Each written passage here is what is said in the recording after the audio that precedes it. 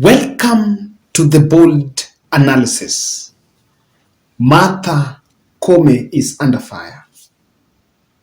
And the mistake, or what the country is blaming Martha Koome for, is Coziness with President William Samoei Ruto. Last week, the President of Supreme Court, and Martha Koome must actually know that she heads third arm or second arm of the government, that is the judiciary, which is the third arm actually, was in Nakuru and was hugging and embracing Susan Kihika. And someone just showed that to me, telling me that at the same time there is a litigation against the candidature, or rather the win of Susan Kihika by Lee Kinyanjui, who is the former governor. And someone will look at her as someone who was just trying to side both sides. And as the president of the Supreme Court, she is the face of arbitration. Today, she was in Parliament and lined up with the Speaker of the National Assembly of the two houses. And she was there with the Deputy, Philomena Mwilu, and the House leadership and Rigathi Gachagua to receive President William Ruto in Parliament. But then someone can go back to the file, maybe 2013, 2017. If of 2013, I'm sure, William Mutunga did not attend such an event. In fact, she was not a fancy of attending. And in 2017, there was no such. In fact, there was a bad blood between President Uhuru Kenyatta and the former Chief Justice David Maraga. So Uhuru Kenyatta did not, Maraga did not attend. So today she was there, and after that, she went to the Speaker's chamber with William Ruto, Rigathi Gachagua, the two speakers, and Wafula Chebukati, and met there. These images came out and were shared in social media. And I am just wondering, did the head of corporate communications in Supreme Court or in judiciary really see that even these photos coming out in public was going to vindicate the court in the public court that it is very close to President Uhuru Kenyatta, William Ruto? Did someone really see that even if these things can done, meetings, they can always meet. But when you are the president of Supreme Court is now embracing the president, and it's not, I don't know that it's constitutional. There is no constitutional requirement. It just takes an invite for the president, office of the president, or the leadership of the National Assembly to invite the Chief Justice to go to Parliament. So that image came out, and I've seen reactions online by Ahmed Nasir telling off CJ and the deputy CJ that they are officials of the court, and so they should not line up with politicians. That is it. I've seen James Orengo also taking a swipe at her and saying that not even the days of Moi era, where there was a lot of bulldozing and balkanization of different organs of government, that could not happen.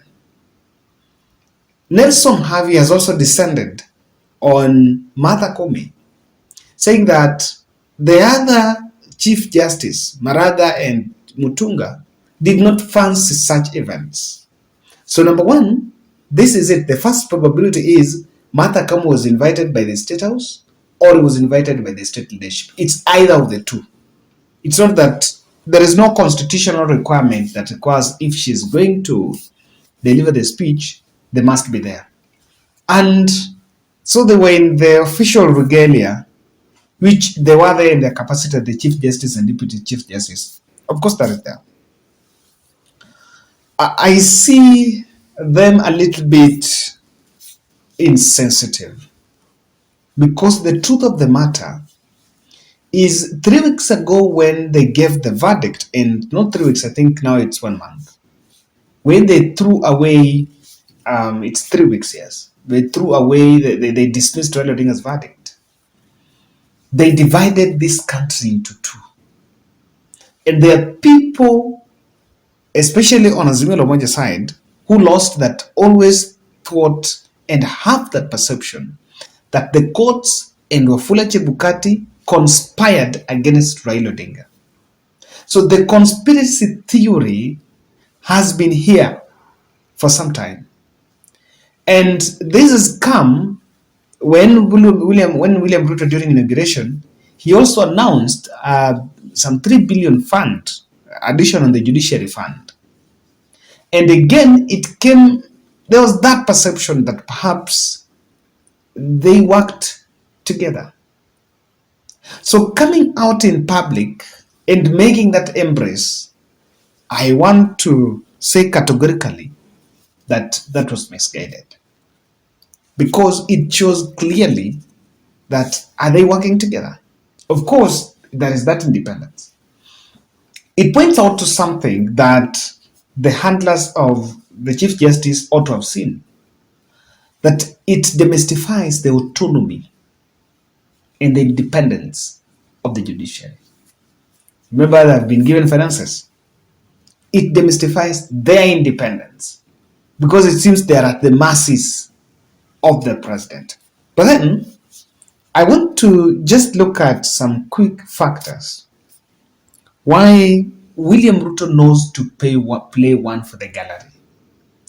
And someone was saying, one of his close friends was saying, that everything that President William Ruto says is normally fake and just with a hidden objective.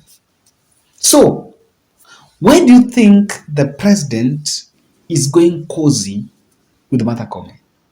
Why does he want that publicity with Martha Koome? It is because confirm the legitimacy of the verdict on Ruto's presidency.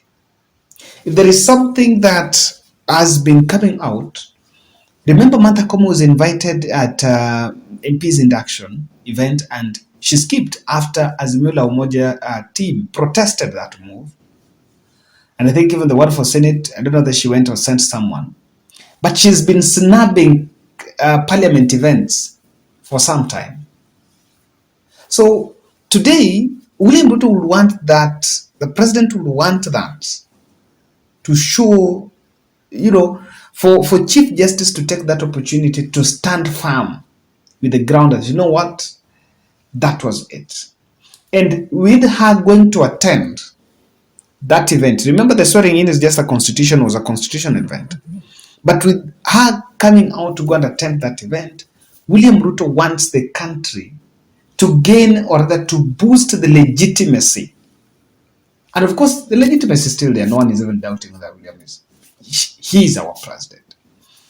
And so the Chief Justice must, and the handlers around Chief Justice must be very careful so that they are not used for this.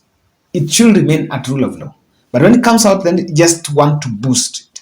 But I want to draw attention to something. There's some time, I think that was last week, a week after the verdict, Martha Koome went to Meru and said that they were guided by God.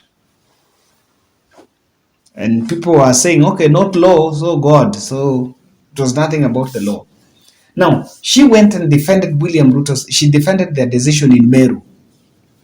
When he was in Nakuru, she never spoke about the same. So, when Ruto brings the image of her, Martha Koome, Amason Kingi, there is also Moses Wetangula, and so she might be caused with Martha Koome to include her as part of her Meru package.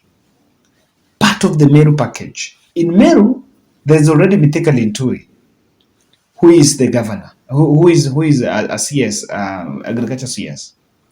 And remember now, DCI Kinoti has also left, has resigned. So the main equation is a little bit deflated. So when you elevate and create optics with the Chief Justice, this optics can be used to be part of the main equation. To me, that's what I'm saying.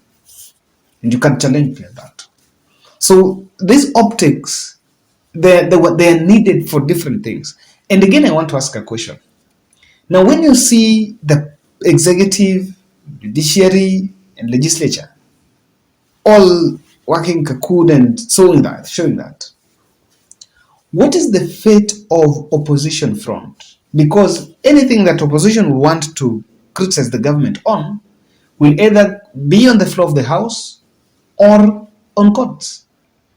And the opposition in this context is not only on Azimio, and even civil societies. When they see that government ni kama watu wameshikana, hawezi pinga. You can't go to court because how do you go to court and you're seeing already the Chief Justice is closest buddy to number one. So this optic is very important because it deflates a lot of things. It even deflates opposition front. If someone wants to go to court and challenge something, government like, why would I go? And I'm seeing Chief Justice now William Ruto are together. That another role for that optics is false unity. It's false unity. I'm calling it false unity because, of course, this country is not united. I'm not sure that it's divided, but it's not united, and it's not united because it can't be. It's not normally, not usually. It will take time. So when acknowledging that, the president wants some optics of unity, not to show that the executive, the legislature, the judiciary are united. But this is the question. Who's the head of legislature? Moses Wetangula, Luya. Head of their Senate, in fact, just used Luya. Kingi, Kilifi, North Coast, Meru, Rift Valley, Central. So are all the regions in that photo? That's it.